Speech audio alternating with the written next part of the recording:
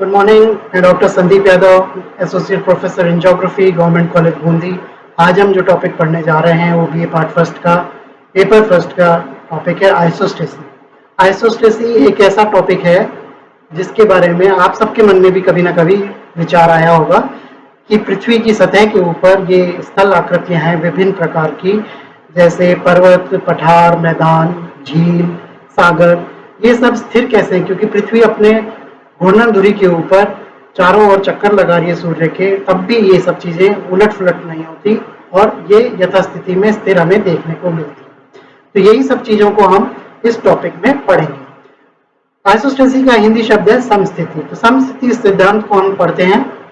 भूपटल पर पर्वत, पठार, मैदान, सागर आदि आकृतियां पाई जाती हैं जिनके आकार में काफी अंतर है। अतः जिस नियम के तहत इन आकृतियों में संतुलन पाया जाता है उसे ही हम समस्थिति कहते हैं।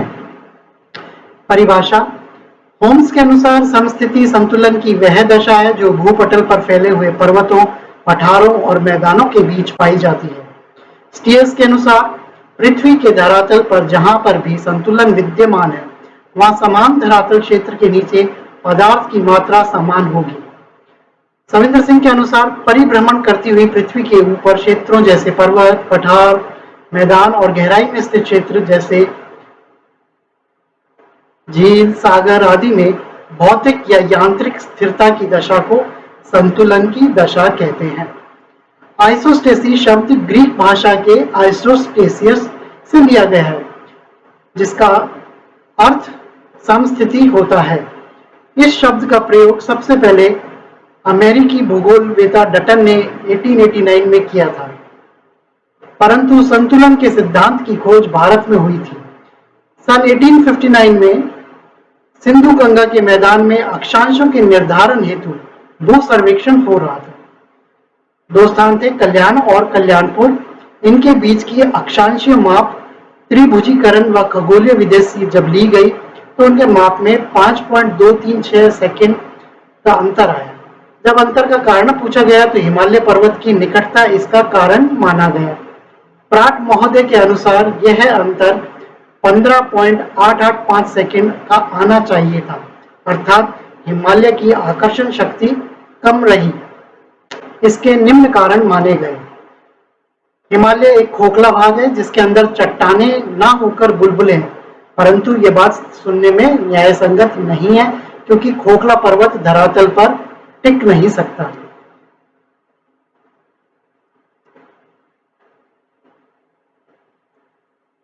हिमालय की ऊपरी पदार्थ का संतुलन उसके नीचे की कम घनत्व वाले पदार्थ से होता है। हिमालय की चट्टानें स्वयं कम घनत्व की हैं, इसलिए आकर्षण शक्ति कम रही। पृथ्वी के अंदर एक ऐसा तल होता है जिसके नीचे घनत्व में अंतर नहीं होता, लेकिन इस तल के ऊपर जितना बड़ा भाग होगा उसका घनत्व उतना ही कम होगा और छोटे भाग का घनत्व अधिक होगा, अर्थात ऊंचा स्तंभ कम घनत्व, नीचा स्तंभ अधिक घनत्व।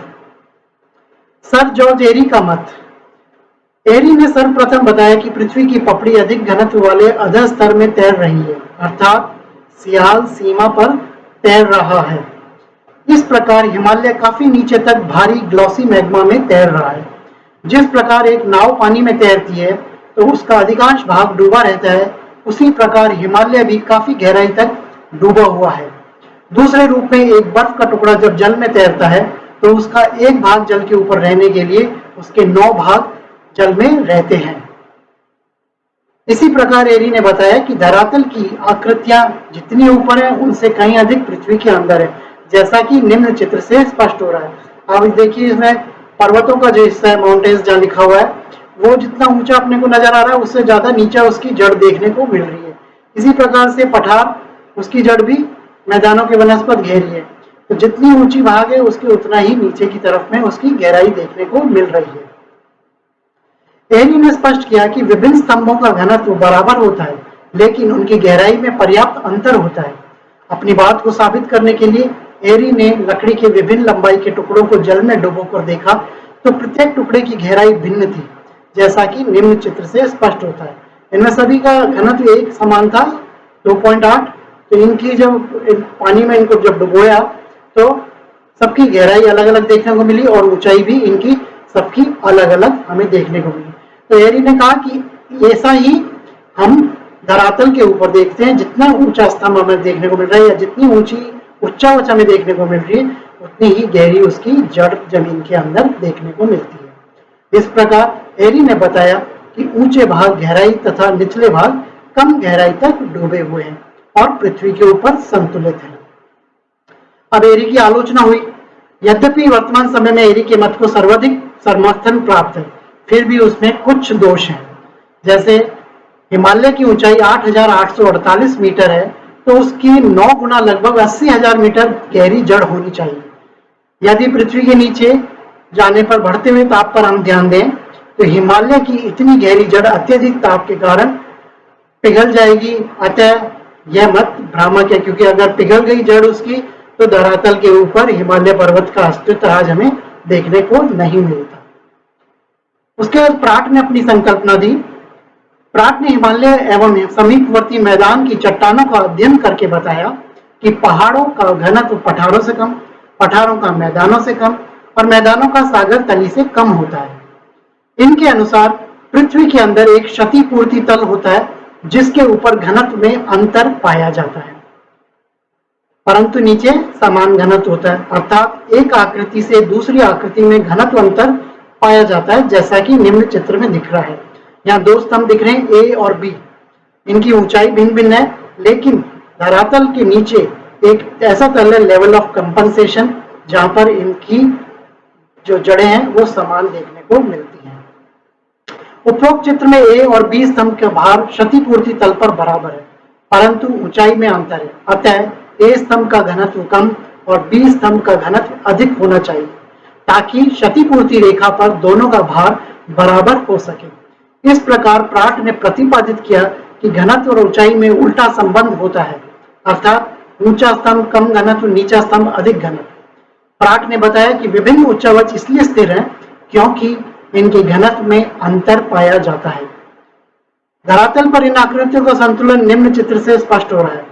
ये भिन्न भिन्न घनत्व के हमारे को इसमें खंड देखने को मिल रहे हैं, लेकिन धरातल पर गहराई के अंदर क्षतिपूर्ति तल है या कंपनसेशन का लेवल है, जिसके ऊपर इनकी जड़ें एक समान हमें देखने को मिलती हैं।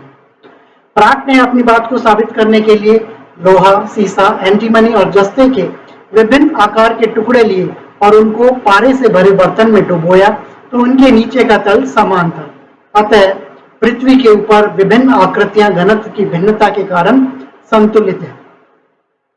ये अलग अलग रंग से जो टुकड़े दिखाए गए हैं, ये अलग अलग धातुओं के टुकड़े हैं। इनकी ऊंचाई हमें पारे के ऊपर भिन्न भिन्न देखने को मिली, लेकिन पारे के अंदर जब उनका हाथ डाल के देखा गया, तो उनका सबका जो निचला हिस्सा था वो एक समान था, जिसको उन्होंने कहा कि ऐसे ही पृथ्वी के अंदर क्षतिपूर्ति तल के ऊपर इन सब की गहराई एक समान होती है। अब प्राट की भी आलोचना हुई। बोवी ने बताया कि यद्यपि प्रत्यक्ष रूप से तैराव के नियम में प्राट का विश्वास नहीं है, परंतु जड़ निर्माण की झलक इनके सिद्धांत में देखी जा सकती है। प्राट ने, जैसा एरी ने कहा था कि बर्फ का टुकड़ा पानी में तैर रहा है, जिस तरीके से उन्होंने अपनी बात को साबित करने की कोशिश की थी, प्राट ने वैसा कुछ तो नहीं कहा, लेकिन फिर भी जड़ वाली बात जो उनकी थी वो इन्होंने ली, जिस पर इनकी आलोचना की गई। हेफोर्ड व बोवी की संकल्पना। इन्होंने प्राट के समान अपना मत दिया। हेफोर्ड के अनुसार धरातल पर अलग अलग घनत्व के भाग हैं, परंतु धरातल के नीचे समतोल तल पर सभी का घनत्व समान होता है। इस तल के ऊपर ऊंचाई व घनत्व में उल्टा अनुपात होता है। समतोल तल धरातल से 100 किलोमीटर की गहराई पर होता है। कम घनत्व वाले भागों की ऊंचाई कम होती है, जैसा कि निम्न चित्र से स्पष्ट हो रहा है। इस चित्र के अंदर आप देखिए भिन्न भिन्न स्थल आकृतियां की ऊंचाई की स्थल आकृतियां देखने को मिल रही हैं, लेकिन इनका जो लेवल ऑफ कंपनसेशन पे इनकी जो जड़ें हैं वो एक समान देखने को मिल रही है। हेफर्ड व बोवी ने भूपटल के विभिन्न स्थल रूपों को घनत्व उनकी ऊंचाई के अनुसार भिन्न माना। पर्वतों के नीचे हल्की चट्टानें एवं समुद्रों के नीचे भारी चट्टानों की उपस्थिति मानी। समान क्षैतिज क्षेत्रों के नीचे समान द्रव्यमान की कल्पना की। भूपटल के नीचे निश्चित गहराई पर एक ऐसे क्षतिपूर्ति तल की कल्पना की जहां कोई भी गुरुत्व विसंगति नहीं पाई जाती। क्षतिपूर्ति तल के नीचे समान घनत्व की चट्टानें स्थित होंगी। बोवी ने समतोल तल की विचारधारा को एक उदाहरण से स्पष्ट किया। उन्होंने भी भिन्न भिन्न धातु जैसे लोहा, चांदी, तांबा, सीसा, जस्ता, पायराइट, टिन तथा निकल के बराबर चौड़ाई व मोटाई के टुकड़े लिए, जिनकी लंबाई अलग अलग थी। इन टुकड़ों को पारे से बर्तन में डुबोया तो सभी का निचला तल समान देखने को मिला। हेफर्ड व बोवी की भी आलोचना हुई। हेफर्ड व बोवी ने बताया कि धरातल से 100 किलोमीटर की गहराई पर समतोल तल होता है। यदि बढ़ते हुए ताप पर ध्यान दें तो 100 किलोमीटर की गहराई पर अत्यधिक ताप के कारण चट्टानें पिघलना शुरू हो जाएंगी, अतः समतोल तल की संभावना नहीं हो सकती। होम्स की संकल्पना। अंत में होम्स ने एरी की तरह अपना मत देते हुए बताया कि ऊंचे भागों की रचना हल्के पदार्थों से हुई है, परंतु उसका संतुलन इसलिए बना रहता है क्योंकि वह गहराई तक डूबा रहता है। पर्वतीय भागों के नीचे सियाल की जड़ 40 किलोमीटर या अधिक, मैदान के नीचे 10 से 12 किलोमीटर और समुद्री तल के नीचे या तो सियाल होती ही नहीं है या अत्यंत पतली होती है। इस प्रकार होम्स ने बताया कि ऊंचे भागों के नीचे कम घनत्व वाला पदार्थ काफी गहराई तक होता है। यद्यपि भूतल पर संतुलन की स्थिति पूर्ण रूप से नहीं होती, केवल दृष्टिगत होती है। इस चित्र के अंदर इन्होंने बताया जिस तरीके से प्लेटो, माउंटेन और प्लेन्स दिखाए हैं, ये सियाल के इसके नीचे जड़ें गहरी जाती हुई दिख रही हैं, जबकि समुद्र में समुद्र तली के नीचे सीमा आ गई, सियाल लगभग नगण्य या गायब हो गई। ये इस तरीके से होम्स ने अपनी संकल्पना को समस्थिति के बारे में सिद्ध किया। आज के लिए इतना ही। अगले टॉपिक के साथ हम जल्दी आपसे वापस मिलेंगे। धन्यवाद।